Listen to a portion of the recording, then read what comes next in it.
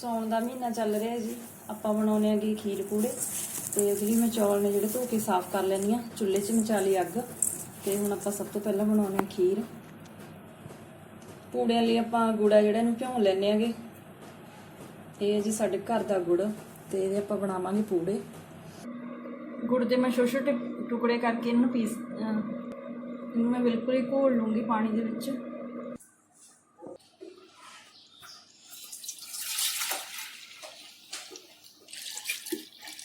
खीर बनाने वास्ते दुध पाता है पा देने चौल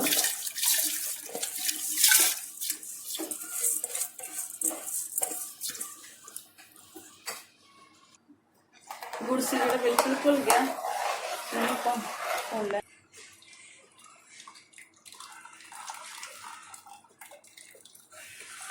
पूड़े बनाने वास्ते गुड़ सी जो भुन के मैं कर लिया साफ। ਹੁਣ खीर ਦੇ ਵਿੱਚ मैं खंड दाखा काजू ते इलायची इन्होंने उपर विच खीर दे विच पा देने।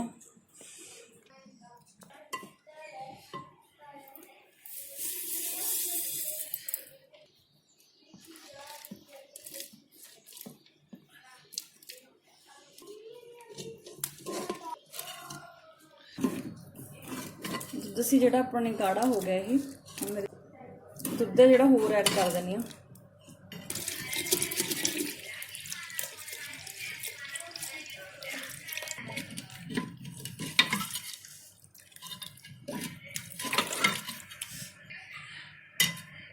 मींह उतरिया या कणियां पैन लग गई। पूड़ियां लई आटा सी जिहड़ा मैं छान लिया। जिहड़ा गुड़ सीगा घोलिया होया उहदे विच आपां आटा मिक्स कर लांगे।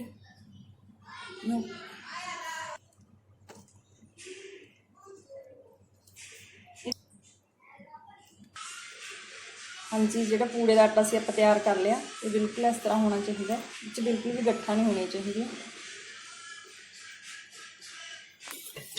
खीर बन के होगी तैयार।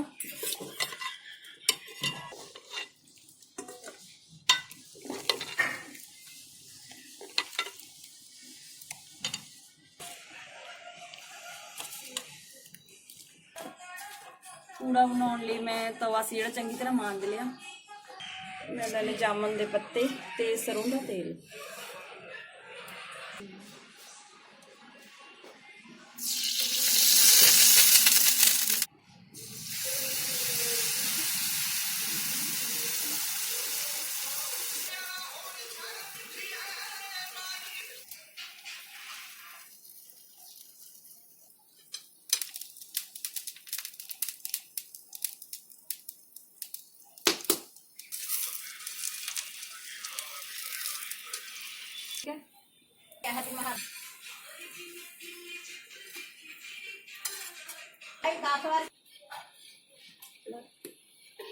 मोटर आई मशीन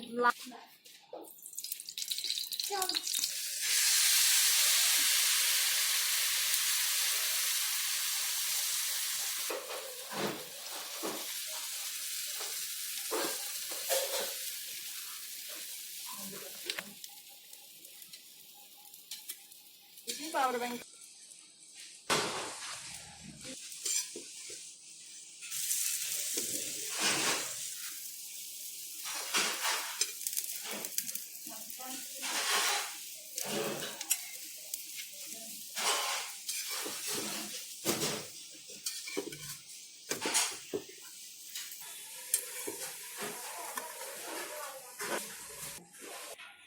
इस तरह जी सौन के महीने च असीं ने बनाए खीर ते पूड़े। पहला तो लगता सी भी मीह ने बनाउण नहीं देने, पर फिर भी चुल्हे ते चलो वधिया बन गए। जे तुहानूं मेरी वीडियो वधिया लगी होगी तो प्लीज़ इन्हूं लाइक ते शेयर जरूर करियो ते मैनूं कमेंट करके जरूर दस्सिओ।